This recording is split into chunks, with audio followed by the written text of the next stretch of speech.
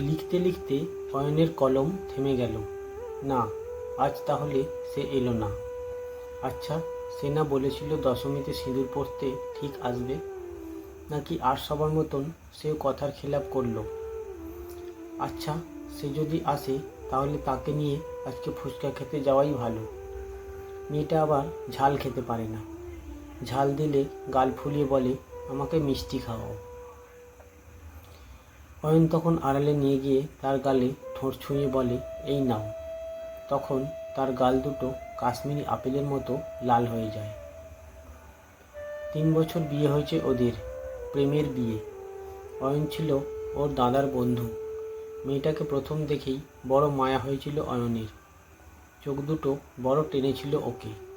মেয়েটার নাম ইরাবতী। এই তো আগের বছর দশমীতেও কি সুন্দর করেই না ইরা সেজেছিল। গায়ে গয়না, কপাল ভরা সিঁদুর, কপালের মাঝে বড় টিপ। আচ্ছা, ইরা কি আজ ওই লাল পেড়ে শাড়িটা পরবে? তাহলে তারও পাঞ্জাবি পরা উচিত। একটু বর সেজে যাবে আর কি। আচ্ছা, ইরার এত দেরি হচ্ছে কেন? এতক্ষণে তো আসার কথা। আগের বছর দশমীতেই ইরা দিয়েছিল সুখবরটা। একটা ছোট্ট প্রাণের স্পন্দন আছে তার গর্ভে। অয়ন আর ইরাবতীর ভালোবাসার বীজ। তারপর ইরার যত্ন নেওয়া সব কিছু করেছে ও একা হাতে। ইরার মা বাবা কেউ নেই, থাকার মধ্যে শুধু দাদা আর বৌদি। তারা দূরে থাকেন। ইরার বায়না, অসুস্থতা সব দেখেছে অয়ন।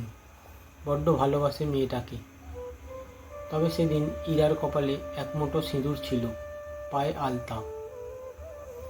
অয়ন পরিয়ে দিয়েছিল নাকি নিয়ম শেষ যাত্রার। তবে ইরা যে তাকে কথা দিয়েছে প্রত্যেক দশমীতে তার হাতেই সিঁদুর পড়বে। কেন আসছে না সে? তখনই ঘরটা ভরে গেল এক অদ্ভুত গন্ধে।